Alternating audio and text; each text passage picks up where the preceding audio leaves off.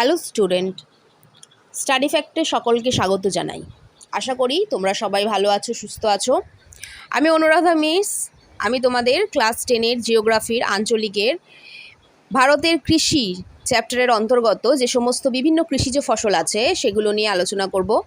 এই কৃষিজ ফসলের ওপর অলরেডি আমাদের এর আগে একটা ভিডিও হয়ে গেছে, যেটাতে আমি ধান এবং গম নিয়ে আলোচনা করেছি। আজকের কৃষিজ ফসলে আমরা মিলেট, আখ এবং কার্পাস এই তিনটি ফসল নিয়ে আলোচনা করব। আগে মিলেট এবং আখ নিয়ে আলোচনা করি, তারপর কার্পাসের কথাতে যাব। তাহলে শুরু করা যাক।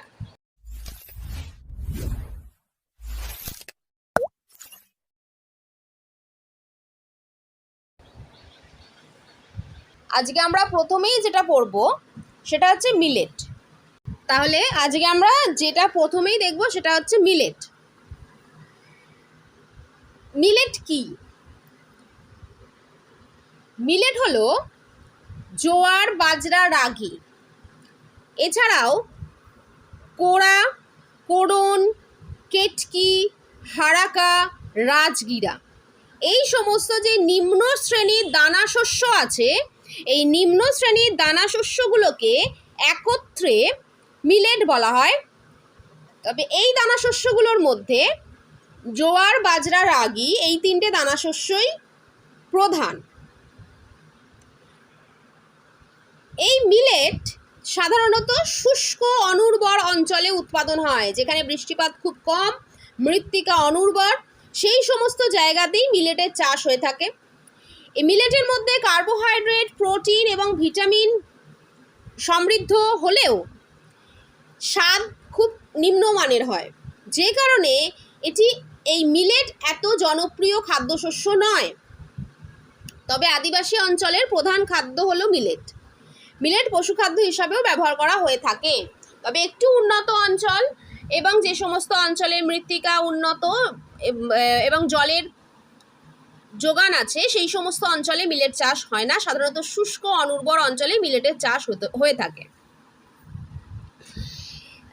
মিলেট উৎপাদনের অনুকূল ভৌগোলিক পরিবেশ নিয়ে যদি আলোচনা করি, তাহলে প্রথমে প্রাকৃতিক পরিবেশের মধ্যে জলবায়ু নিয়ে যদি আমরা আলোচনা করি, তাহলে উষ্ণতাটা লাগে হচ্ছে মোটামুটি 20 থেকে 30 ডিগ্রি সেলসিয়াস মিলেট চাষের জন্য। 15 ডিগ্রির নিচে উষ্ণতা নেমে গেলে পরে সেখানে মিলেট চাষ ভালো হয় না। তো মিলেট চাষের জন্য একটু উষ্ণতা বেশি প্রয়োজন পড়ে। বৃষ্টিপাত প্রয়োজন পড়ে মোটামুটি 20 থেকে 75 সেন্টিমিটার। তার মানে যে সমস্ত অঞ্চলে বৃষ্টিপাত কম হয় সেই সমস্ত অঞ্চলে মিলেট চাষ করা হয়ে থাকে। আচ্ছা, এবার এই যে মিলেট যে বৃষ্টিপাত, তার মানে মিলেটের জন্য খুব বেশি বৃষ্টিপাত বা খুব বেশি জলের প্রয়োজন পড়ে না। কিন্তু আবার একদম যদি অনাবৃষ্টি হয়ে যায়, মানে বৃষ্টিপাত না হয়, সেটাও মিলেট চাষের জন্য খুব একটা ভালো নয়। এবার হচ্ছে মাটি। মাটি হচ্ছে তোমার এটাতে লাগে হচ্ছে ভারী এবং হালকা পলি মাটি, লোহিত মাটি, রেগুর মাটি, বেলে মাটি, প্রায় সব মাটিতেই কিন্তু মিলেট চাষ হয়। মিলেট চাষ এমন নয় যে কোনো স্পেসিফিক মাটি লাগবে, এটা সব মাটিতেই হয়ে থাকে। ভূমি মোটামুটি এটার জন্য মৃদু ঢালু জমির প্রয়োজন পড়ে মিলেট চাষের জন্য। আর অর্থনৈতিক পরিবেশ নিয়ে যদি আলোচনা করতে হয়, অর্থনৈতিক পরিবেশের মধ্যে মিলেটের জন্য সেচ ব্যবস্থা প্রয়োজন। কারণ মিলেটের জন্য অল্প জল লাগে ঠিকই, কিন্তু সেইটুকু জলেরও যদি যোগান না দেওয়া যায় তাহলে কিন্তু মিলেট উৎপাদন করা সম্ভব না, যে কারণে সেচ ব্যবস্থার প্রয়োজন পড়ে। এছাড়া উন্নত বীজ, সার, কীটনাশকের ব্যবহারও মিলেট চাষের জন্য ভালো। যত এইগুলো ব্যবহার করবে তত মিলেটের উৎপাদন বাড়বে। কিন্তু মিলেট উৎপাদনের জন্য জমির পরিমাণ কিন্তু দ্রুত কমছে। মানে মিলেটের যে জনপ্রিয়তা বা মিলেটের যে ব্যবহার, সেটা কিন্তু আস্তে আস্তে কমে যাচ্ছে, মানুষ বেশি ব্যবহার করছে না। তো মিলেটের মধ্যে যে তিনটে ফসল সবচেয়ে বেশি, সেটা হচ্ছে জোয়ার, বাজরা এবং রাগি। এইগুলোর মধ্যে জোয়ার উৎপাদনে মহারাষ্ট্র প্রথম স্থান অধিকার করছে, কর্ণাটক দ্বিতীয় স্থান অধিকার করছে, মধ্যপ্রদেশ তৃতীয় স্থান অধিকার করছে। মহারাষ্ট্রের জলগাঁও, আকোলা প্রভৃতি অঞ্চলে তোমার মিলেট চাষ হয়। কর্ণাটকের বিজাপুর, বেলারি প্রভৃতি অঞ্চলে মিলেট চাষ হয়। আর মধ্যপ্রদেশের উজ্জয়িনী তে মিলেট চাষ হয়ে থাকে। বাজরা মোটামুটি চাষ হয়, বাজরাতে প্রথম হচ্ছে রাজস্থান, বাজরা উৎপাদনে রাজস্থানের যোধপুর, বিকানের প্রভৃতি জায়গাতে মিলেট চাষ হয়। উত্তরপ্রদেশ বাজরা চাষ হয়ে থাকে। উত্তরপ্রদেশ বাজরা উৎপাদনে দ্বিতীয় স্থান অধিকার করছে। উত্তরপ্রদেশের হচ্ছে আগ্রা, মথুরা, আলিগড় প্রভৃতি জায়গায় মিলেট চাষ হয়, বাজরা, স্পেসিফিক্যালি বাজরা চাষ হয়, মিলেট শুধু নয়। গুজরাটের কচ্ছ আর মিউসানা প্রভৃতি জায়গাতে বাজরা চাষ হয়ে থাকে। রাগির ক্ষেত্রে বা রাগি উৎপাদনের ক্ষেত্রে কর্ণাটক প্রথম স্থানে আছে। কর্ণাটকের হচ্ছে কোলার, হাসানা, মহীশূর প্রভৃতি জায়গায় তোমার রাগি চাষ হয়ে থাকে। তামিলনাড়ু দ্বিতীয় স্থানে আছে। তামিলনাড়ু কোয়েম্বাটুর, সালেম, মাদুরাই প্রভৃতি জায়গায় রাগি চাষ হয়। আর উত্তরাখণ্ড তৃতীয় স্থানে আছে। উত্তরাখণ্ডের গাড়োয়াল, নৈনিতাল প্রভৃতি জায়গায় রাগির চাষ হয়ে থাকে। তো এটা হচ্ছে রাগি। রাগিতে আর সেরকম মানে মিলেটে আর সেরকম কিছু বলার নেই। মিলেটের পরে আমরা চলে যাব হচ্ছে ইক্ষু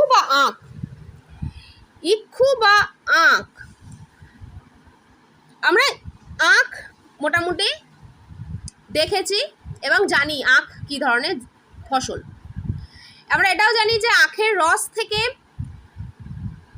চিনি তৈরি হয়, গুড় তৈরি হয় এবং আখের যে ছিবড়ে, সেই ছিবড়ে বায়োমাস জ্বালানি হিসাবে কাজে লাগে।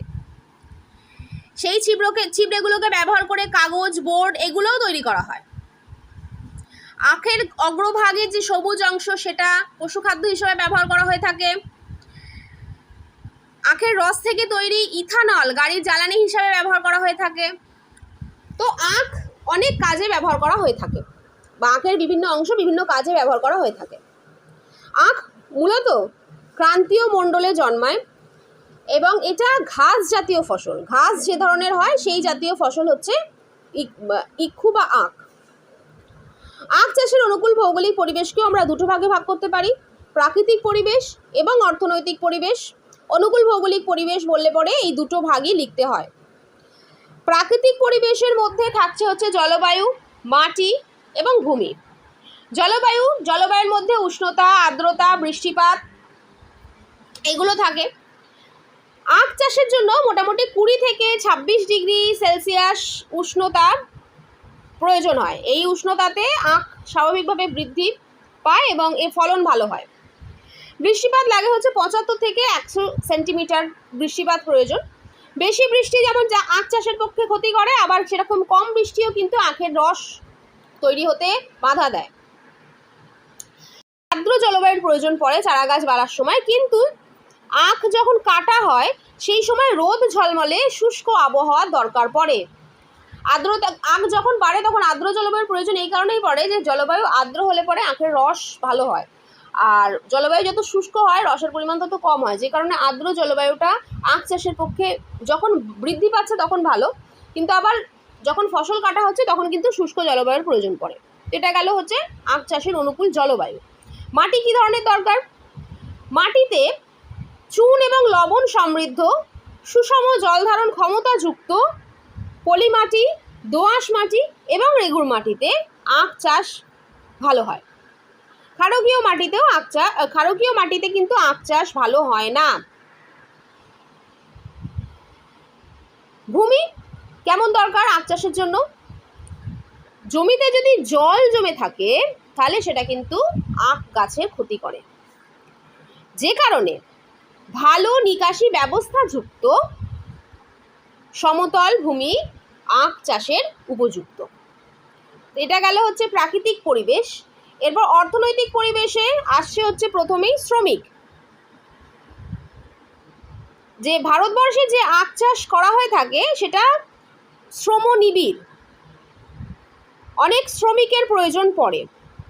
কারণ আমরা জানি যে ভারতবর্ষের বেশিরভাগ চাষবাসই কায়িক শ্রমের মাধ্যমে হয়ে থাকে, আখ বা ইক্ষু সেটার ব্যতিক্রম নয়, এটাতেও কায়িক পরিশ্রমের মাধ্যমেই করা হয়ে থাকে। সেই কারণে সুলভ এবং দক্ষ শ্রমিকের প্রয়োজন পড়ে আখ চাষ করার জন্য। আখ চাষের জন্য আখটা চাষ করা হয় মূলত চিনি উৎপাদন করার জন্য, রস তৈরি করার জন্য, গুড় তৈরি করার জন্য, যে কারণে কারখানার কিন্তু প্রয়োজন পড়ে। আখ উৎপাদক অঞ্চলেই চিনি শিল্প কারখানা গড়ে তোলার মতো পরিকাঠামো রাখতে হয়, কারণ আখ যত বেশি দূর নিয়ে যাওয়া হবে তত কিন্তু তার রস নষ্ট হতে থাকে, শুকিয়ে যেতে থাকে। এছাড়াও উচ্চ ফলনশীল বীজ, সার এগুলোর প্রয়োজন পড়ে, কারণ উচ্চ ফলনশীল বীজ, সার এগুলো ব্যবহারের ফলে আখের উৎপাদন বৃদ্ধি করা যায়, আখের গুণমান বাড়ানো যায়। জলসেচের প্রয়োজন পড়ে, কারণ আর্দ্র আবহাওয়া আখ যখন বৃদ্ধি পায় তখন আর্দ্রতার প্রয়োজন হয়, জলের প্রয়োজন হয়, যে কারণে জলসেচেরও প্রয়োজন পড়ে থাকে। এবং এই সমস্ত কর্মকাণ্ডকে পরিচালনা করার জন্য বিপুল মূলধনের প্রয়োজন থাকে। তো এটা হচ্ছে অর্থনৈতিক পরিবেশ। তাহলে আখ চাষের অনুকূল পরিবেশকে আমরা দুভাগে ভাগ করতে পারছি, প্রাকৃতিক পরিবেশ এবং অর্থনৈতিক পরিবেশ। প্রাকৃতিক পরিবেশের মধ্যে থাকছে হচ্ছে জলবায়ু, মাটি এবং ভূমি, আর অর্থনৈতিক পরিবেশের মধ্যে থাকছে হচ্ছে শ্রমিক, কারখানা, উচ্চ ফলনশীল বীজ, সার এগুলো, মূলধন, জলসেচের ব্যবস্থা, এবং আর একটা জিনিস থাকছে সেটা হচ্ছে পরিবহন। আখ আমি প্রথমেই বললাম যে আখ কাটার পর অনেকক্ষণ ফেলে রাখলে পরে আখের রস নষ্ট হয়ে যায়, যে কারণে আখ কাটার 24 ঘন্টার মধ্যেই সেটাকে কিন্তু কারখানায় নিয়ে যেতে হয়, তার জন্য উন্নত পরিবহনের প্রয়োজন। তো এটা হলো আখ চাষের অনুকূল পরিবেশ। এখন আমরা দেখব যে আখ কোন কোন রাজ্যে কতটা পরিমাণে চাষ হয় এবং আখ চাষে কোন রাজ্য কত নম্বর স্থানে অবস্থান করছে। আখ চাষে প্রথম স্থানে আছে হচ্ছে উত্তরপ্রদেশ। উত্তরপ্রদেশে মোটামুটি 18 কোটি টন আখ উৎপাদন হয়ে থাকে, হেক্টর প্রতি 73,985 কেজি। উত্তরপ্রদেশের মেরুট, মোরাদাবাদ, সাহারানপুর, গাজিয়াবাদ এই সমস্ত অঞ্চলে আখ চাষ করা হয়ে থাকে। ভারতবর্ষের অন্যান্য রাজ্যের মধ্যে দ্বিতীয় স্থানে আছে মহারাষ্ট্র। মহারাষ্ট্রতে 9.2 কোটি টন আখ উৎপাদন হয়ে থাকে, হেক্টর প্রতি উৎপাদন হচ্ছে 81,745 কেজি। মহারাষ্ট্রের আহমেদনগর, কোলাপুর, পুনে, নাসিক, সাতারা এই সমস্ত জায়গায় আখ চাষ করা হয়ে থাকে। কর্ণাটক আছে তৃতীয় স্থানে। কর্ণাটকের উৎপাদন হচ্ছে 4.2 কোটি টন, হেক্টর প্রতি উৎপাদন হচ্ছে 95,705 কেজি। কর্ণাটকের বেলগাঁও, মহীশূর, বিজাপুর, সামোগা, মান্ডিয়া এই সমস্ত জায়গায় আখ চাষ হয়ে থাকে। এছাড়া ভারতবর্ষে তামিলনাড়ু, বিহার, গুজরাট প্রভৃতি রাজ্যেও আখ চাষ হয়ে থাকে। তবে প্রথম যে 3 রাজ্য উত্তরপ্রদেশ, মহারাষ্ট্র এবং কর্ণাটক, এই 3 রাজ্যের মধ্যে কর্ণাটকে কিন্তু হেক্টর প্রতি উৎপাদন বেশি। তো হেক্টর প্রতি উৎপাদন কোন রাজ্যে বেশি বা কোন রাজ্য হেক্টর প্রতি উৎপাদনে প্রথম স্থান অধিকার করে প্রশ্ন করলে পরে উত্তর হবে কর্ণাটক। আচ্ছা, এবার তাহলে আখ উৎপাদনে ভারত কত নম্বর স্থানে আছে পৃথিবীতে? আখ উৎপাদনে ভারত কিন্তু পৃথিবীতে দ্বিতীয় স্থানে আছে। প্রথম স্থানে আছে ব্রাজিল।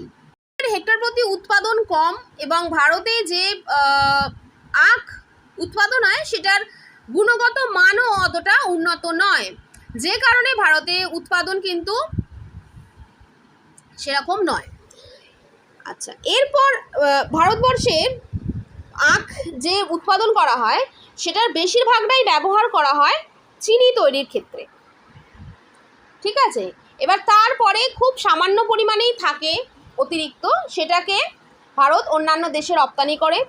যে বছর উৎপাদন কম হয় সে বছর কিন্তু ভারত কোনো দেশে রপ্তানি করতে পারে না, বরং ব্রাজিল, কিউবা প্রভৃতি জায়গা থেকে ভারতকে নিয়ে তোমার কি বলে ওটা আখ আমদানি করতে হয়। আখ উৎপাদনে ভারত তো দ্বিতীয় স্থানে আছে, আগেই বললাম। উত্তরপ্রদেশ ভারতের মধ্যে প্রথম স্থানে আছে। হেক্টর প্রতি উৎপাদন তামিলনাড়ু রাজ্য ভারতে প্রথম স্থানে আছে। আখ আখের জন্য যে গবেষণা কেন্দ্র সেটা রয়েছে উত্তরপ্রদেশের লখনৌতে, বিহারের মুজফ্ফরপুরে এবং তামিলনাড়ুর কোয়েম্বাটুরে। ঠিক আছে, তাহলে এটা হলো আখ। এরপর কার্পাস। কার্পাসও হচ্ছে ক্রান্তীয় এবং উপক্রান্তীয় অঞ্চলের ফসল, এটা মূলত তন্তু ফসল। তো কার্পাস প্রধানত বস্ত্র উৎপাদনের প্রধান কাঁচামাল হিসেবে ব্যবহার করা হয়ে থাকে। এছাড়াও তুলো দিয়ে লেপ, বালিশ, গদি, দড়ি, সুতো এই সমস্ত কিছু তৈরি করা হয়ে থাকে। কার্পাস সম্পর্কে বিস্তারিতভাবে আমরা পরের ভিডিওতে আলোচনা করব। তাহলে আজকে আমরা যে বিষয়গুলো নিয়ে আলোচনা করলাম সেগুলো হলো মিলেট কাকে বলে, কোথায় কোথায় মিলেট উৎপাদন হয়ে থাকে, মিলেটের মধ্যে মূলত কোন কোন ফসলগুলো পড়ে, বাজরা কোথায় কোথায় উৎপাদন হয়, রাগি কোথায় কোথায় উৎপাদন হয়, আর জোয়ার কোথায় কোথায় উৎপাদন হয়, কোন কোন রাজ্য এইগুলো উৎপাদনে প্রথম স্থান অধিকার করছে, এইগুলোর উৎপাদনের অনুকূল পরিবেশই বা কী, এটা দেখলাম। আর দেখলাম আখ কোন অঞ্চলে উৎপাদন হয়ে থাকে, কোন কোন অঞ্চলে আখ কী কী কাজে ব্যবহার করা হয়ে থাকে, আখ উৎপাদনের অনুকূল পরিবেশ কী, আখ গবেষণা কেন্দ্র কোথায় আছে, এবং আখ উৎপাদনে ভারত কীরকম অবস্থানে আছে, পজিশনে কীরকম পজিশনে আছে, এবং ভারতের কোন কোন রাজ্য কী পজিশনে আছে, এটা আমরা আজকে এই ভিডিওতে আলোচনা করলাম। এখান থেকে যে প্রশ্নগুলো মূলত আসতে পারে সেটা হচ্ছে যে আখ উৎপাদনের অনুকূল পরিবেশ আলোচনা করো, এটা 5 নম্বরের একটা প্রশ্ন আসতে পারে। এছাড়া মিলেট কাকে বলে, এটা 2 নম্বরের একটা প্রশ্ন আসতে পারে। জোয়ার উৎপাদনে কোন রাজ্য প্রথম স্থান অধিকার করে, বাজরা উৎপাদনে কোন রাজ্য প্রথম স্থান অধিকার করে, রাগি উৎপাদনে কোন রাজ্য প্রথম স্থান অধিকার করে, এই প্রশ্নগুলো আসতে পারে। তারপর হচ্ছে আখ উৎপাদনে কোন রাজ্য প্রথম স্থান অধিকার করে, আখ থেকে কি কি তৈরি হয়, এই প্রশ্নগুলো ছোট প্রশ্নগুলো আসতে পারে। তারপর আখ উৎপাদনে ভারতবর্ষ কত নম্বর স্থানে আছে, এটা একটা ছোট প্রশ্ন আসতে পারে। তো এখান থেকে মোটামুটি এই প্রশ্নগুলো আসতে পারে। আর বড় প্রশ্নের মধ্যে তো আখ উৎপাদনের অনুকূল ভৌগোলিক পরিবেশ কি, এটা তো বললাম, আগেই বললাম। তো এই প্রশ্নগুলো মূলত এখান থেকে আসতে পারে। তো এই প্রশ্নগুলো ভালো করে তৈরি করবে, এবং আশা করি যে আজকে যে সমস্ত বিষয়গুলো নিয়ে আলোচনা করলাম, যে সমস্ত টপিকগুলো নিয়ে এখানে আলোচনা করা হলো, সেগুলো তোমাদের অবশ্যই সাহায্য করবে পড়াশোনা করতে। এবং কোনো বিশেষ প্রশ্নের উত্তর বা কোনো এই সমস্ত টপিকের ওপর কোনো অন্য কোনো জায়গার অন্য কোনো বিষয়ের ওপর যদি ভিডিও চাও সেটা আমাদেরকে জানিও, এবং আমাদের যে অ্যাপটা আছে সেটা তোমরা ফলো করো, সেই অ্যাপটাকে ভালো করে শেয়ার করো, যাতে তোমাদের যে বন্ধুরা আছে তারাও এই সমস্ত ভিডিওগুলো দেখে উপকৃত হতে পারে। আশা করব এই ভিডিওগুলো তোমাদের উপকারে লাগছে। আজকে এতটুকুই। সবাই ভালো থেকো, সুস্থ থেকো, ধন্যবাদ।